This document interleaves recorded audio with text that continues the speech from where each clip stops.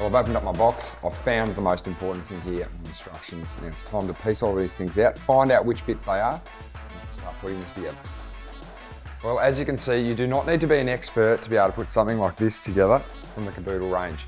The best thing is, once you get the first one done, they come together pretty easy after that.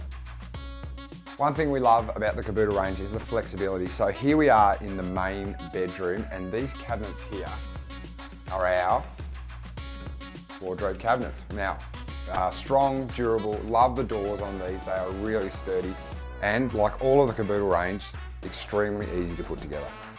I think I got a few chin-ups on this. Well, there you go, Kaboodle cabinetry all through the house, in the kitchen, laundry, wardrobes, and we've even used the product to create bench seating. Come back because we're nearly finished and we're looking forward to showing you the finished product.